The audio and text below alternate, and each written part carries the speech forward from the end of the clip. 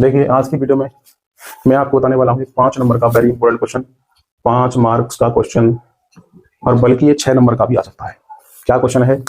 बिंदु 1,2,3 से जाने वाली तथा सदिश 3i+2j-2 के समांतर रेखा का सदिश एवं कार्तीय समीकरण ज्ञात करना है। ठीक है, बड़ा इंपॉर्टेंट सवाल है। पेपर में आपको अवश्य देखने को मिलेगा।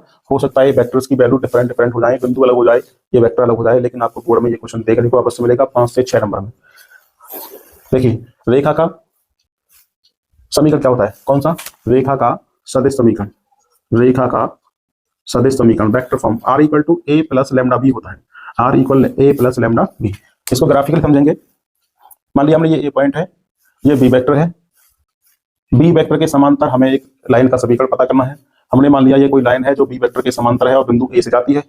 हमने इस लाइन पर कोई बिंदु b x, y, z variable point है, ये हमने ये एज्यूम किया है। मूल बिंदु O के सापेक्ष A का पोजीशन वेक्टर A वेक्टर है और इस B का पोजीशन वेक्टर R वेक्टर है। R वेक्टर इक्वल हमें पता करना है, R वेक्टर इक्वल कितना होगा? A vector plus lambda B vector. Diagram से आपको दिख रहा होगा R vector equal A plus lambda B। यही रेखा का क्या है? सदिश समीकरण है। R equal A plus lambda B। R equal A कितना है हमारा? A ये पॉइंट के जो वेक्टर पोजीशन वेक्टर कितना होगा? I प्लस 2j+3 के, I प्लस 2j+3 के प्लस लैम्डा B वेक्टर हमारा कितना है? 3i प्लस 2j माइनस के 2 के। तो यही हमारा क्या है? रेखा का सदिश समीकरण है। इस सदिश समीकरण से हम निकालेंगे रेखा कार्तीय समीकरण। हम जानते हैं आर वेक्टर इक्वल कितना है, देखो जरा, आर वेक्टर इक्वल है xi plus yj plus z के, xi plus yj plus z के। समीकरण फर्स्ट में इसको वैल्यू कर देंगे। हमने लगाया आर की value xi plus yj plus z के इक्वल में i प्लस 2j प्लस 3 के plus lambda 3i plus 2j minus के 2 के। क्या करेंगे इसमें? हम बराबर से राइट साइड में जो दो वेक्टर हैं उन दोनों वेक्टरों को हम क्या करेंगे? कंबाइन करेंगे, मतलब एक सिंगल वेक्टर बनाएंगे। हमने क्या किया? i j के कोएफिशिएंट को हमने इकट्ठा किया। कितना i है? 1। कितना आई है यहाँ पे? 3 लैम्डा, तो 1 प्लस 3 लैम्डा आई। जे के गुणांक कितना? जे का गुणांक यहाँ पे 2 है, 2 आ गया, और यहाँ पे 2 लैम्डा है तो 2 प्लस 2 लैम्डा। के का गुणांक 3 है यहाँ पे, 3 माइनस के 2 लैम्डा के। अब यहाँ पर देख पा रहे हैं ये सिंगल वेक्टर है, यहाँ भी एक सिंगल वेक्टर है। दोनों वेक्टर के आई जे के गुणांक की तुलना करेंगे।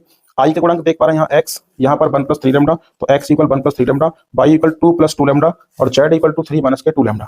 यहाँ से तीनों से हम लैम्डा की वैल्यू पता करेंगे। लैम्डा की वैल्यू यहाँ से निकल जाएगी कितनी? 3 lambda equal x minus 1, lambda equal x minus 1/3।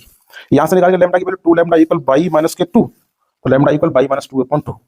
z का मान निकालेंगे 3 माइनस 2 लैम्डा, तो यहाँ से लैम्डा कितना आ जाएगा? z माइनस के 3/-2। अब जो लैम्डा के ये तीनों मान निकल के आए हैं, इन लैम्डा के मानों को इक्वेट कर देंगे, बराबर रख देंगे हम। लैम्डा की वैल्यूज को बराबर रखने पर लैम्डा रेखा का जो अभीष्ट कार्तीय समीकरण है वो हमें प्राप्त हो जाएगा। पहला कितना था?